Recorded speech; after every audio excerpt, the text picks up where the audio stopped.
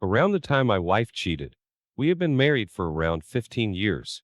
We met in college, got married, and started having kids a few years later. I never thought anything was wrong, which I am sure some people rolled their eyes at, but I mean it. Things seemed fine. We'd get up in the morning together, have breakfast with the family, and then go about our day until coming home in the evening. Then we'd have dinner and spend some time together as a family. Our intimacy hadn't changed at all. Sure, it was nowhere near the level when we first got married, but it still was pretty good for a couple who had been married as long as we had. I think if my wife had shown some signs, it would have been a lot easier to digest, but she didn't. Even after all these years, I still can't see any signs. Maybe she had put up a mask for me that was so good I was unable to see through it. The only reason I even realized something was going on was because of my kids. They happened to see mommy kissing her friend while I was at work one day. All of the kids were under the age of 10, so it was really difficult for them to see it. When I got home, they innocently asked me what was going on. I can't tell you how hard it was to keep up a facade for my kids, but I did. My response was to smile at them and tell them I'd talk with their mother. That night I did just that. My wife was taken aback. She said the kids were mistaken and she was just giving her friend from work a hug. He had dropped something off for her, is what she claimed. It's crazy how genuine my wife sounded. I almost wanted to believe her, but I knew my kids wouldn't make something like that up. Plus, it wasn't easy to confuse a kiss with a hug.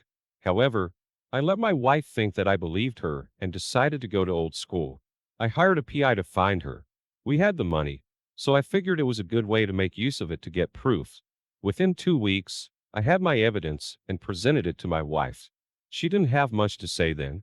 All she did was cry and cry, going on about how the coworker she was seeing was her soulmate. It wasn't planned, of course, and just happened. At that moment, I knew my marriage was over. There was just no way I could stay in a marriage with a woman who cheated on me, called my kids liars, and tried to make it out as if they were the bad ones. If I hadn't hired a PI, she probably never would have even told me the truth. I had to start the divorce process. She did beg me to stay, but eventually slinked off to go be with her AP. We had an amicable divorce and custody agreement. It was split custody, but the older the kids got, the less they wanted to go over. They understood what their mother did once they were old enough. Never did I say anything to them about it or talk bad about their mother, because in the end she was their mother, after all.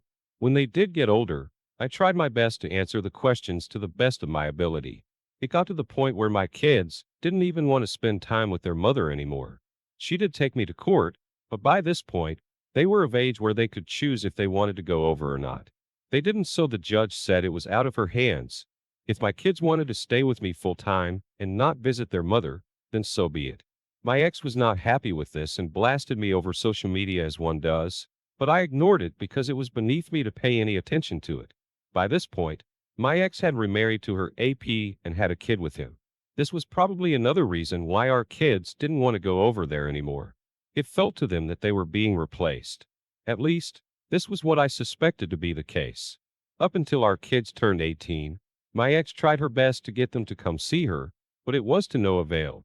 Once they went away to college, she couldn't use any more legal means to try to force them to see her, even though it didn't work anyway because the judge wouldn't force it. The years passed. My kids graduated college, got married, and had kids of their own. I was thrilled to become a grandfather for the first time. It truly is different from being a parent and gives you a great opportunity to spoil them rotten. At some point, my wife stopped trying to get into contact with our kids, but started up again after her husband died. She only had one kid now with the deceased husband, but they weren't planning on having kids anytime soon. Her only chance at having grandkids was to be around the ones we shared. However, our kids still wanted nothing to do with her. I don't know if my ex-wife wanted to brag about it on social media or wanted a relationship with her grandkids because she genuinely wanted it. Whatever the reason, my kids didn't want to spend time with her or have her see their children. This was their right. She kept trying, even going so far as to constantly message them on social media and try to see if they would rekindle a relationship with her. If she had left things well enough alone and at least apologized, which she never did, I might add, to them, then it might have worked in her favor, but my ex was never great at thinking that far ahead. So she's missed out on a lot of special moments with her grandkids. I remarried myself a few years ago, and my second wife has become more of a grandmother to my grandkids than their biological grandmother ever has been. They barely even know of her existence. She's now quite lonely because after news of her affair came out, my ex lost a lot of her friends and even some of her family members. They turned against her because they didn't like what my ex had done to me. We never had any issues with each other and still reached out to me now and then. I wasn't as close to them as I once was, but we continued to talk to each other a few times a year. While I have a rich family life, my ex is now a bitter and lonely widow. From what I have heard, even her child with her deceased husband isn't very close to her. They have distanced themselves from my ex for some reason. I didn't care to know why, but I could come up with a few reasons why they would do that. Had my wife not stepped outside our marriage, she wouldn't be facing her golden years alone and with no kids or grandkids to share it with.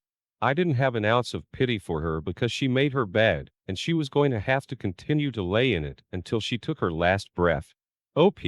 When you hear about cheating spouses, you rarely get a glimpse into how it can have an impact on their life even decades later. This is a perfect example of this. Your wife truly did have it all. A great spouse, kids, family, and friends. She threw it all away because she believed she had found her soulmate. There were so many other ways she could have done it, but instead, she chose to take the easy way out and cheat on you. Amazingly, she was willing to go so far as to blame the kids and brand them as liars.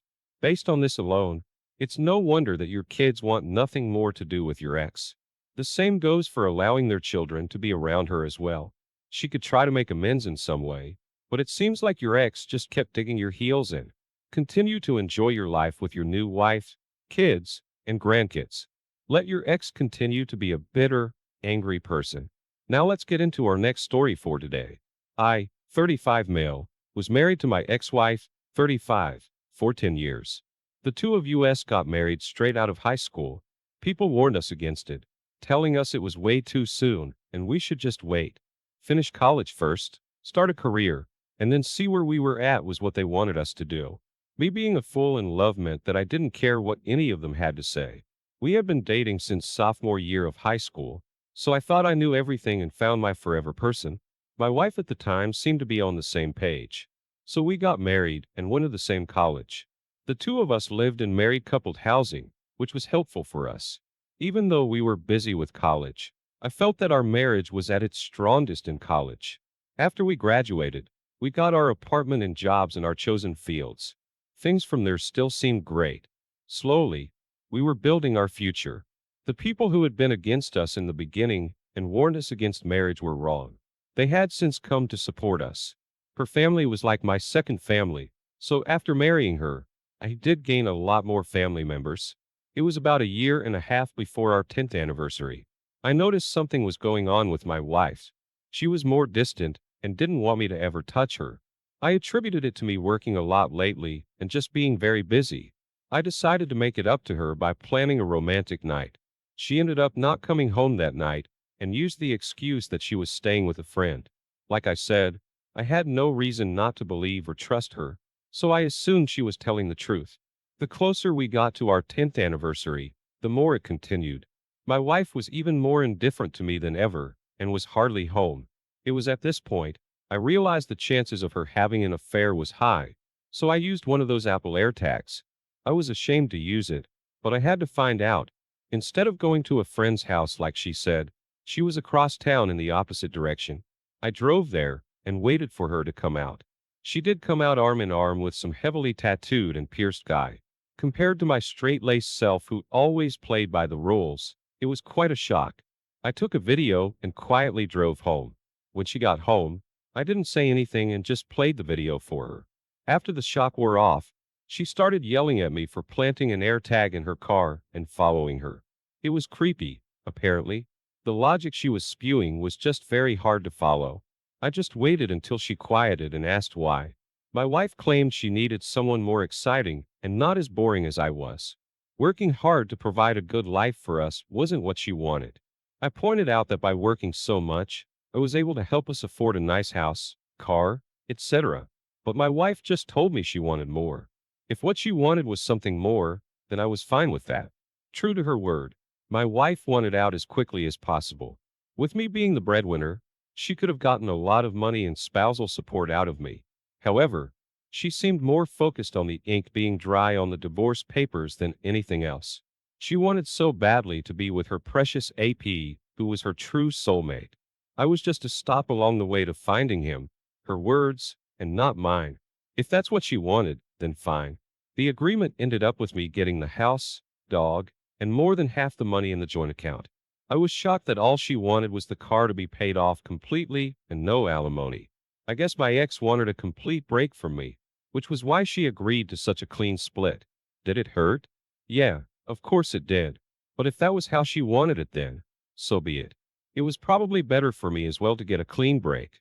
From the day our divorce was final, I had no contact with her because I saw no reason why I should continue to have her in my life. However, we did have mutual friends and I still kept in contact with some of her family members, so I was still private to certain things that were going on in her life. The AP, or the new love of her life, was gone within a year of the divorce. He dumped her for someone else, which sent her into a tailspin. Since she had been staying at his place, it left her with no place to go. My ex couldn't go back to her parents because they had disowned her pretty much and still talk to me to this day. Last I heard, my ex-wife had been living in a small apartment with her sister and the new love of her life.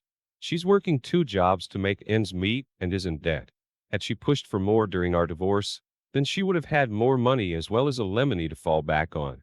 I mean, I wasn't complaining, but if she had been thinking with her head instead of her heart, she would have been better off.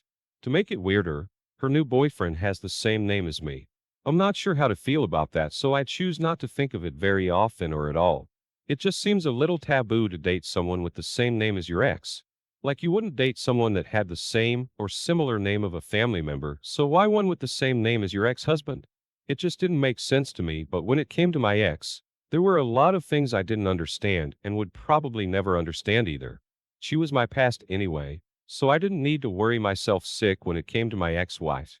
It's been a few years since our divorce, and while my ex-wife's life has been a downward spiral, mine has been great. I got remarried about 3 years ago, and the two of us are currently having our first child. Trusting another woman was difficult for me, so it took me a while to even think about dating again. My now wife was very patient, however, and was willing to wait for me as long as she needed. Eventually, I felt ready to date again, and it led to a second marriage. I have even reached a new level of success. My wife and I managed to sell the old house I had with my ex, buy a bigger one, and even have savings to spare. Both of us had lucrative careers, though my wife planned to go on maternity leave once the baby was born. If my ex knew about my new life, then she has yet to reach out to me. I doubt she ever will, which suits me fine. There is no need for her to ever speak again, but sometimes I do wonder if she regrets having an affair and hurrying through a divorce so she could be with her AP. Chances are my ex regrets it, but what comes around goes around. For my ex, truer words had never been spoken. OP. I love the saying you use at the end of your post because it is so true. What comes around will go around. It might seem like the person who hurt you has it all and will never face consequences for their actions, but they will one day. It might be a subtle consequence, or in the case of your ex-wife, the consequences are big and have a lasting impact on their financial future.